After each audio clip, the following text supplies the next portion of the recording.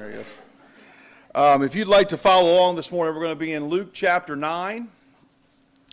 What we're going to look at is we're going to look at something this morning that shows up in Matthew 17, Mark 9, and Luke 9.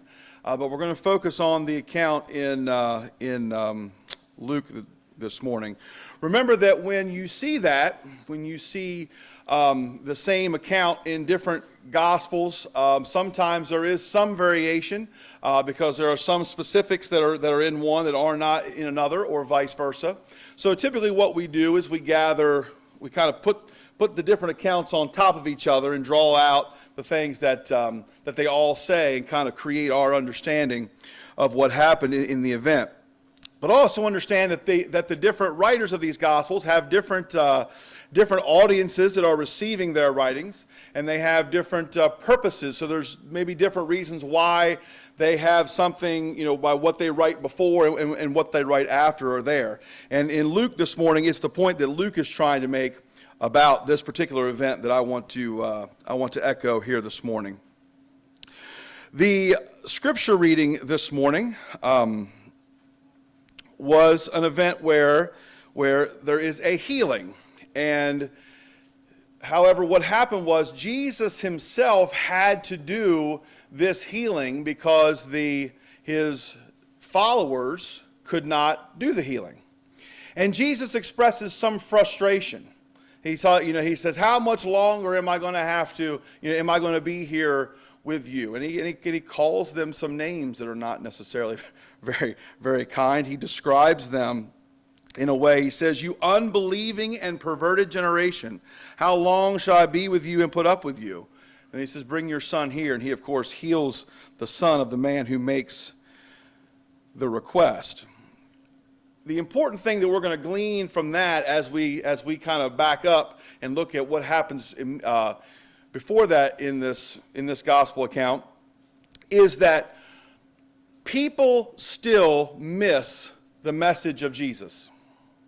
They can witness all kinds of things and still miss out on who Jesus is. And when I say they, I'm going to stop saying they or people do that, and I'm going to change that word, make a very subtle change, and say we miss oftentimes who Jesus is, no matter how confronted we are by who he is and what he does and what he's about.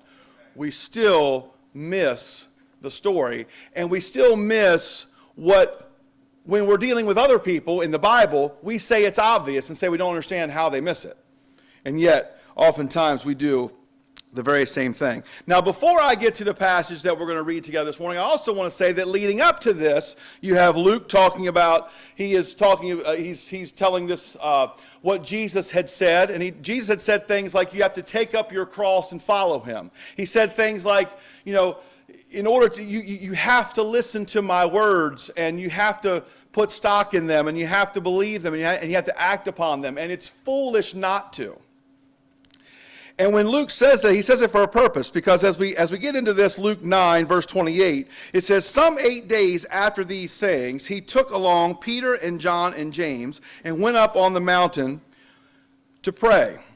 So when you look back at what precedes this in Luke, this is not necessarily, these aren't things, this teaching of Jesus about having to listen to him and have to be wise, and what is it for, what does it gain a man to gain the whole world and lose his soul? These kinds of things. These teachings are not on the forefront of the minds of the people that are with him.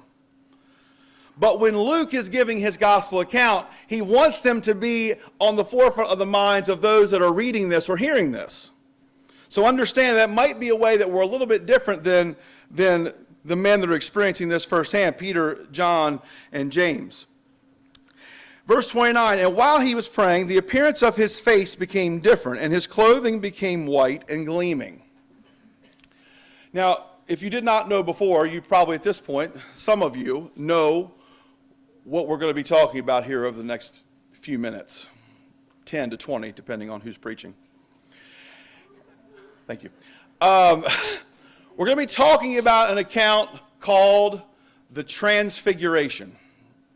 Now, this word does not show up in the text, by the way. This word transfiguration does not show up in the text, but it is gleaned from the events of the verse that I just read. Because what it means to transfigure, it means exactly what you would think it would mean. When a word starts with trans, it means change. So whatever comes after that word, that is what is being changed. If something is transforming, then the form of an object is changing. If it's transfigured, then the shape and the look of it is being changed. And oftentimes when the word transfiguration or transfigured is used, it is a positive change. You know, we've seen in movies where, where someone is, I can't help but think to the opening scene of Ghostbusters, where there's that ghost in the library, and she's shh, and then they get closer to her and she turns into this monster and attacks them, That would not be a transfiguration. Okay? A transfiguration is typically something that is positive, something that is more beautiful, more majestic. This change is something that is seen as aesthetically pleasing. And in this case, what's happening is Jesus' face became different. Now we know because of Isaiah, we don't say this a lot, but it's true. Isaiah tells us Jesus is not a very handsome guy. Okay? All right? He's not all that good looking. Okay? It would probably actually be different actors in the movies. In the movies, Jesus is always the cleanest and the best looking. Probably not accurate. Okay? All right? So Jesus is not necessarily a good looking guy. All right? And then his figure changes. And his clothes become white. And he's gleaming or glowing. He is bright. This is something that looks very, very different to the people. Now, think about right now what you might be thinking if you were there and saw this, which, by the way, I do think, as hard of a question as this would be to answer, if someone asked me, if you could personally witness one event in the Bible, what would it be? I think I would pick this one, I think. Dad looks at me like I'm crazy. He wouldn't pick this one. Verse 30, and behold, two men were talking with him. So Jesus is now being transfigured. He looks very different, and he's having a conversation with two people. Okay? And they were Moses and Elijah, who appearing in glory were speaking of his departure, which he was about to accomplish at Jerusalem. What? Okay, so in case you're not following me, here's what's happening. Jesus is talking to two dead guys about when he's about to leave the earth himself. That's what's happening. Jesus is talking to two guys that are dead, but they're there talking with him. So if you're confused about when you come along a story, is this a miracle or is this? Yes, this is a miracle. Nothing natural about this. Jesus is talking to two dead guys about when he is going to leave the earth. Okay? We'll talk about those guys specifically here in a minute. Verse 32. Now Peter and his companions had been overcome with sleep, but when they were fully awake, they saw his glory and the men standing with him. Couple things. Number one, they were asleep. But Luke wants to make sure that when you're reading this, or when this is being read to you at the time, he wants to make sure that you're not confused. He doesn't want you to think that, well, these guys were sleeping and they were dreaming, or they were fooled, or they think they saw something that they didn't really see. That's why Luke makes the point, but when they were fully awake, that's like, hey, this really happened. Okay, they weren't confused. They saw his glory and the two men standing with him. Now it's interesting here, it doesn't say the glory of all three men. They saw his glory, being Jesus, and the other two. Okay? All right? And as these were leaving, Peter said to Jesus, Master, it is good for us to be here. Let us make 3 tabernacles, one for you and one for Moses and one for Elijah, not realizing what he was saying. So, Peter, as we know, he's kind of the spokesman of the group. Like when we're all around and nobody knows what to say and the silence is starting to get awkward, we can always count on Peter to chime in and end the silence. So he chimes right in. It is good for us to be here. Why is he saying that? Because he is scared out of his mind, and so is everybody else. So I don't know if he means that. He may. I don't know if he's trying to talk himself into that. He may be. I don't know if he's trying to convince the other two guys with him that it's okay. You know, kind of like, it's all going to be okay. Type thing. I don't know. The Bible's not specific on that. But I do know what he says. He says it's good for us to be here. Whether that is genuine or whether that's him trying to psych himself up for what's going on, I don't know. And then he says, let us make 3 tabernacles. One for you, one for Moses, one for Elijah. So he recognizes that Moses and Elijah are there. So he knows who all 3 of these people are. Moses. If you don't know what he's famous for, then you really need to brush up on your Israeli history. Okay? Because you can't tell the story of Israel without Moses. He's so important, all the rules that they followed in their society for thousands of years, they named after him. The law of Moses. His name is synonymous with the law. His name is synonymous with those tablets coming down off of the mountain. That's what he's done. Now, he's done a lot of other things too that he's also famous for. But there's not a person that knows who Moses is that doesn't know the law came from God through him. He is the poster boy of the law. Then you have Elijah. Elijah is the great prophet.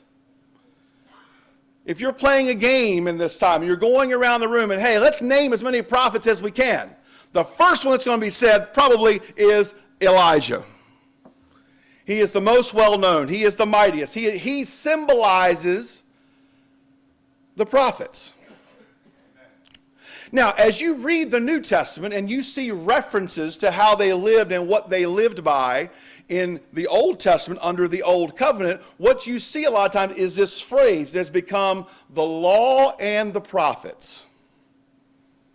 That's what we live by. This is Jews now. This is Israelites. We live by the law and the prophets. The law and the prophets. So what you have right now is you have the people that symbolize the law and the prophets. They're right in front of you. Matthew, who is writing his gospel account primarily to Jews, doesn't even get into this because it's not necessary. They would know. This is such an obvious part of this story that he doesn't even bother with it because his audience doesn't need it. But this is clear. The visualization is there's the law and the prophets and there's Jesus. And Peter does what makes sense. We have 3 great men, arguably the 3 greatest men who have ever lived. So we are going to build a tabernacle to all 3 of them. This makes sense. And then is this phrase, after he gets done saying that's what he's going to do, not realizing what he was saying.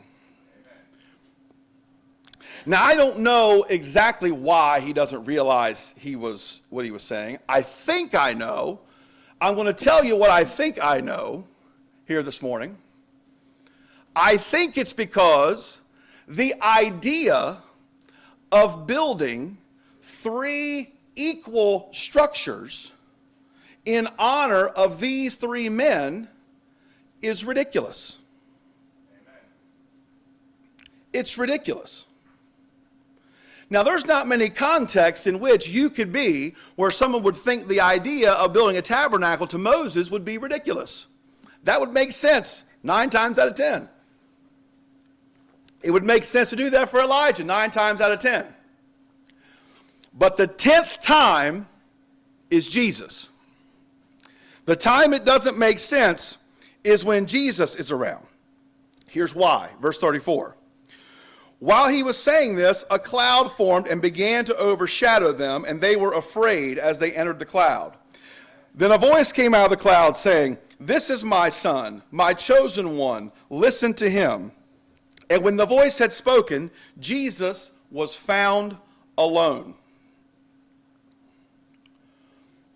Now remember, the next verses that I read earlier for the scripture reading. Remember, Jesus got frustrated with them because when are you guys going to get it? I can't be here to bail you out forever. You guys have got to understand what's going on here. Well, what happens the day before is this. And what happens with this is Jesus is literally, physically juxtaposed between the two greatest men, the two men that symbolize what being an Israelite, what being a Jew is all about. And God himself says the one you need to listen to is Jesus. It does not get clearer than that. If you're confused about something and Jesus says it, stop being confused. If you're mistaken about it, if you're unclear about something and then Jesus tells you what to do, the wondering can stop. Because this is my son, and this is who you need to listen to. And over again, Jesus says, I and the Father are one. I and the Father are one. I and the Father are one. And I'm not sure we take that concept literally enough. I mean, literally, Jesus and the Father are one. That is not a symbolic statement. Jesus is God, period.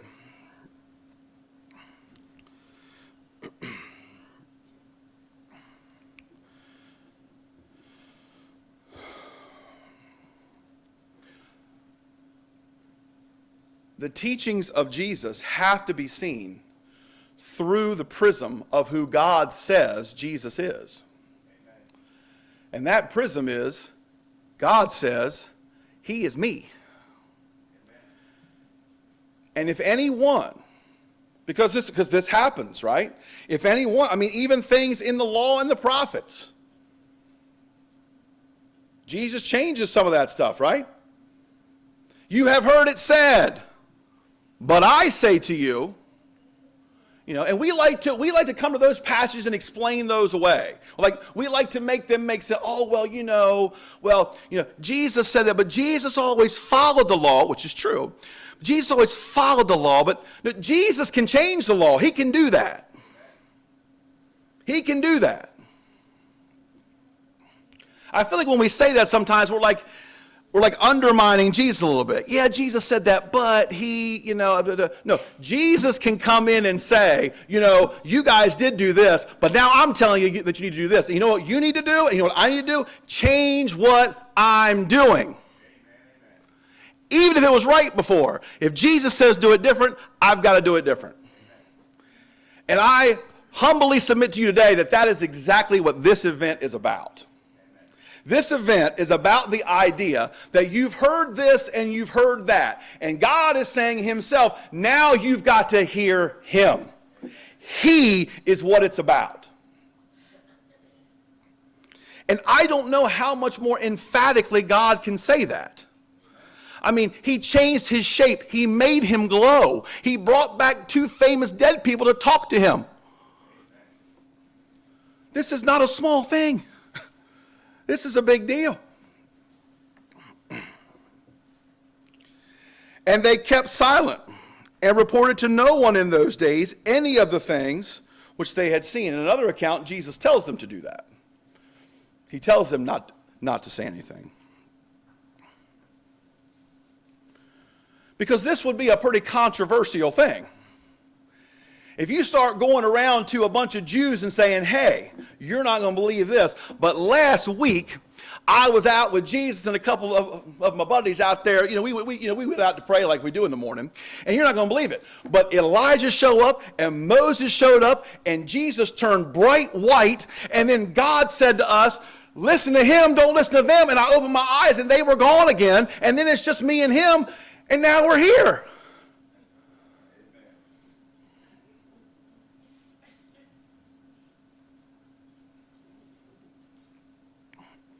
That happened today, we'd ask if they had health insurance.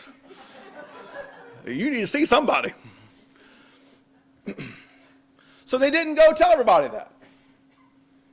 And I think Jesus knew that, and that's why Jesus told him not to. Again, he doesn't say that in Luke, but in the other account he does. He does. Jesus is one who directs them not to say. We cannot lose track of who Jesus is and what he means in God's plan for everything. We can't lose sight of that. We can't let, other teachings or other people or other things derail us from what Jesus calls us to do. Jesus, almost his entire ministry is about the way we deal and interact with God via other people. I mean, that's basically what he talks about. There are other things in there too, sure. But if you broke it down as a pie chart, that'd be the biggest piece. Bobby, that would be the piece you'd want for dessert. You'd want the big one. And that's what it is. And that's who Jesus is. God himself, this is my son, my chosen one. Not one of my chosen three, not the leader of the chosen three. My chosen one. Listen to him. And I don't know about you in your Bibles, but in my Bible, the listen to him has an exclamation point on the end of it. Now, in Greek, they didn't have things like that. They actually used the tenses and the way they used the actual word to give emphasis. So whereas the exclamation point might not be inspired, the idea of that being emphasized is. God is not saying, you should listen to him. He's saying, listen to him. He's the one. He's from me. He is me. And then, of course, the next day we have this deal where they don't have the faith to do the things that they need to do to help heal this demon-possessed child. So Jesus gets frustrated with them and then takes care of it and does it himself. And I wonder how many times we find ourselves in a situation where God feels like, or Jesus feels like, I've told them this so many times. And I don't mean telling these people, I mean telling these people.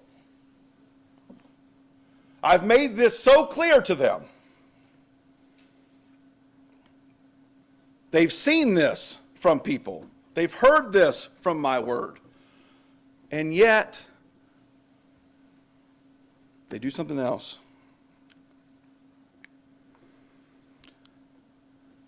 God is saying to us today, this is my son. Jesus is my son. Listen to him. A lot of other people have a lot of good theories. Listen to Jesus. A lot of other people are going to tell you what Jesus maybe said that he didn't say or didn't say that he did say. Focus on Jesus.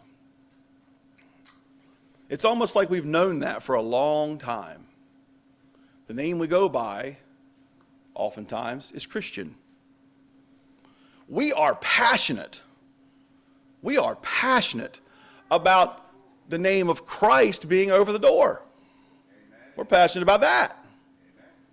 Well, if it's a non-negotiable to put his name over the door, then it ought to be a non-negotiable to listen to him, shouldn't it? I mean, that goes without saying. Should, anyway. This is my son. Listen to him. If this morning you find yourself in need, you find yourself needing help listening to Jesus, we have people here that would love nothing more in their lives, literally, than to help you do that. If you need that help and you'd like to express that at this time by coming forward, you can do so by doing that as we stand.